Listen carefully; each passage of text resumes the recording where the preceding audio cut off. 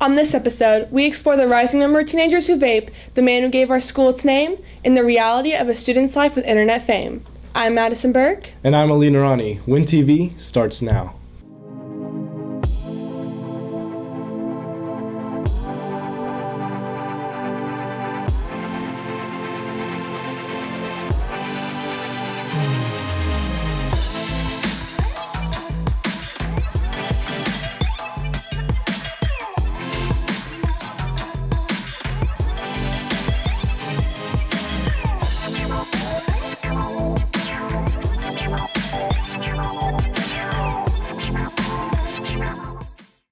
Vaping has been marketed as a safer alternative to cigarette smoking.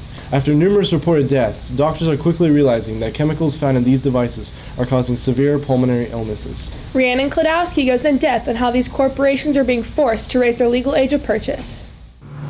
With further studies being released to prove that vaping is a pulmonary threat, new legislation has been changed to up the legal vaping age. Despite this, however, companies are still marketing their products to a younger consumer base. Pulmonologist Dr. Timothy Chappell speaks on the matter of this nicotine epidemic among youth.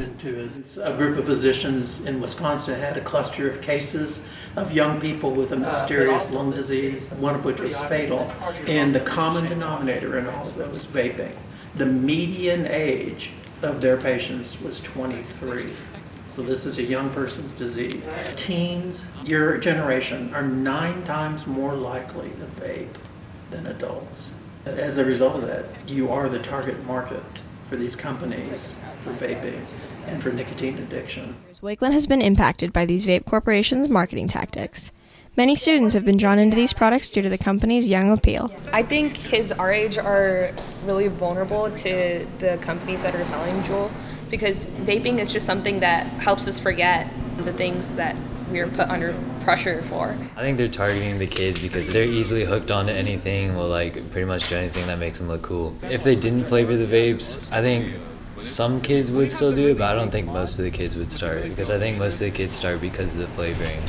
I think Wakeland students are probably drawn into vaping because they see it on social media and stuff, and they think it looks cool to blow smoke. As vape and nicotine companies continue to prey on younger age groups, high schools such as Wakeland will continue to make students aware of the consequences. Remember, this product is designed not for your enjoyment, it's designed to hook you on nicotine.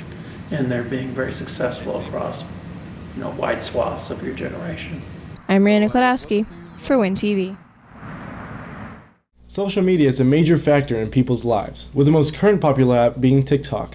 Riley Chester gets insight from famous TikTokers at Wakeland and sees how their media following affects their social life and how they cope with the popularity. 2019 has been the year of upcoming social media stars, from our fellow Wolverines becoming TikTok famous to having over 6,000 followers on Instagram. But how has this internet fame affected student life? TikTok is the latest media outlet for student expression. It became a hit with people's 15-second videos of lip syncing.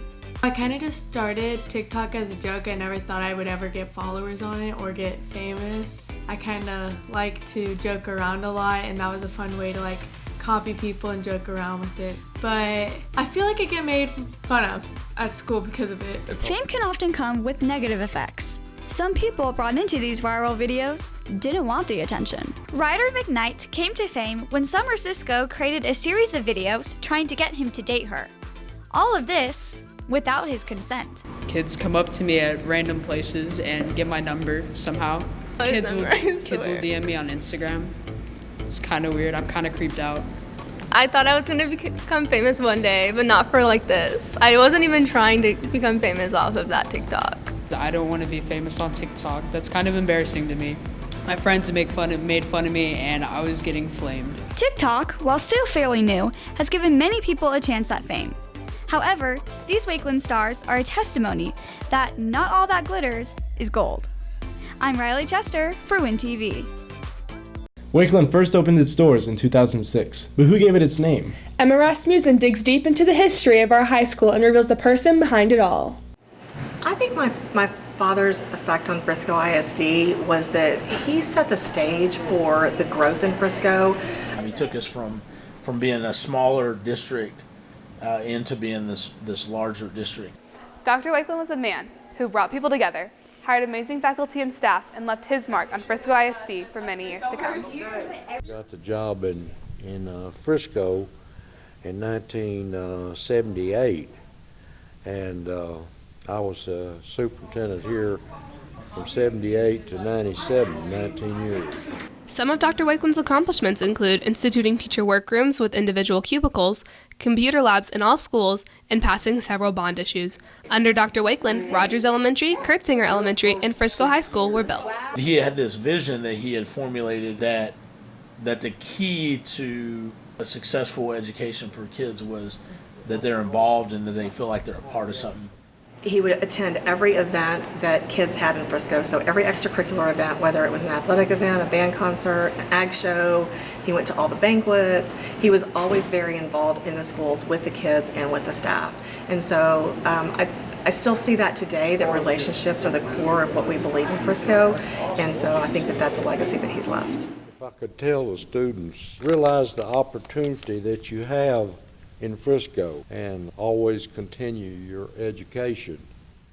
And when asked about the naming of Wakeland High, Dr. Justin Wakeland had nothing but gratitude. That's probably the highest achievement I ever got, and I'm most proud of it. And I appreciate the recognition. So I'm just real proud to have my name on it. I'm Emma Rasmussen for Win TV. As every year passes, our football team chooses a motto to represent themselves and bring them together. Landon Smith reports on what this exact motto means to Wakeland and what the players do to follow it. Football is the ultimate team sport. In order for a group to excel, each player must execute their job. And with the motto of this year's team being Be the One, teamwork and leadership are the focal points that drive these players to succeed. Well, each year we try to choose a theme that we think will be good for the following year, and we give the players input on it, and coaches have input. Sometimes parents will even give us ideas, and so it has a lot of meanings. It goes in a lot of directions, but for us, it's the perfect theme, we think, in 2019. Many players have found themselves in new leadership roles and are embracing the Be the One mentality in different ways, whether that be on or off the field. I feel like everyone is trying to go that extra mile and do that extra thing to help out the team and really be the one that puts our team over the edge of success. I feel like Be the One can mean a few different things. So, Be the One doesn't have to mean making the game-winning touchdown. It could be getting your block so that the running back could get an extra 5 yards. We've embraced the Be the One mentality by putting in extra work, not letting our opponents get to our head.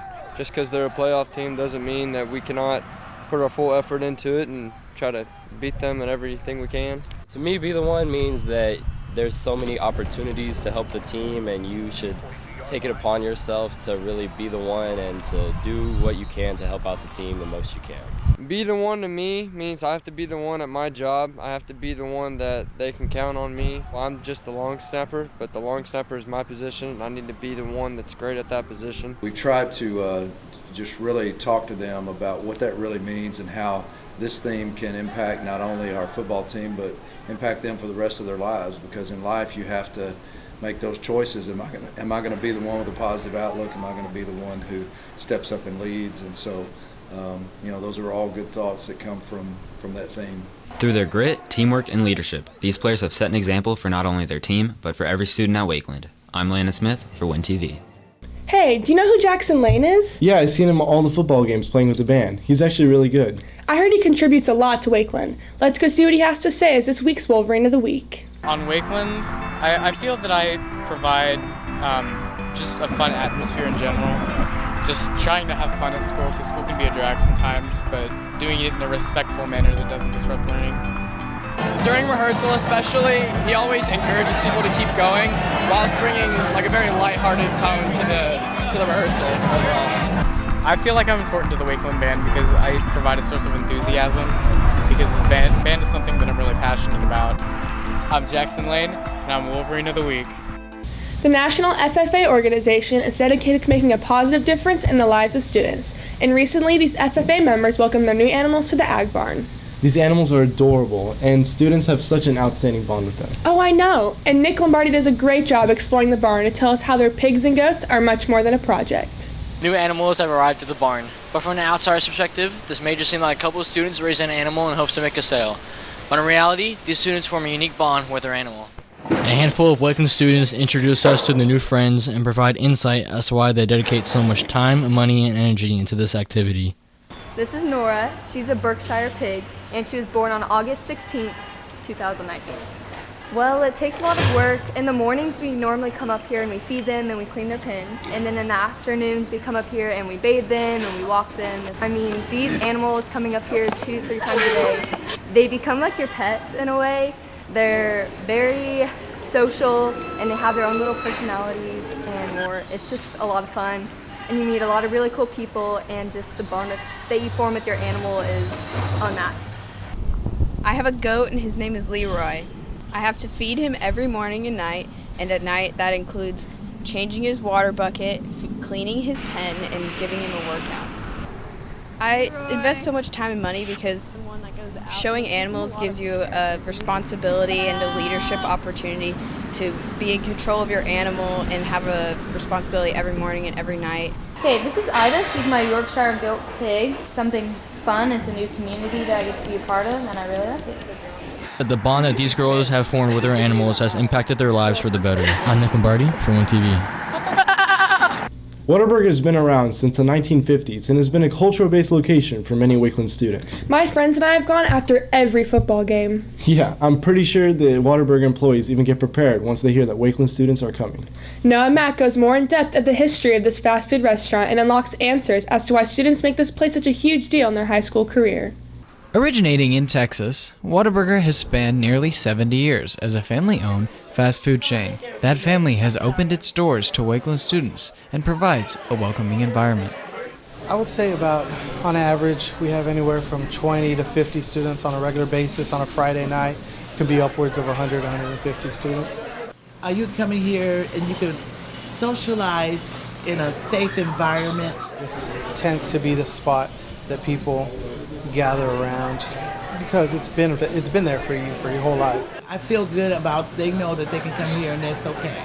Whataburger has become an important Wakeland tradition, whether it be picking up breakfast before school or celebrating after a big game. Wolverines have adopted this spot as a local cultural hub for socializing and just getting together. I think it's just a good place to come for after games, and it matches our school colors. It's been a tradition for as long as we've been coming to school, especially for the seniors. I think it just allows people to get together and hang out and just kind of be a family. I don't know, it's just common culture for students to come in here and mingle after football games, win or lose. The tight-knit atmosphere of Whataburger, a cold drink, and some fries seems to fuel school spirit and bring Wakeland students together. I'm Noah Mack for Win TV. Subscribe to our YouTube channel and go to wakelandaccess.com for more in-depth news and articles. That's all for this week's episode of Win TV. Stay forever orange and blue and have a great weekend, Wolverines.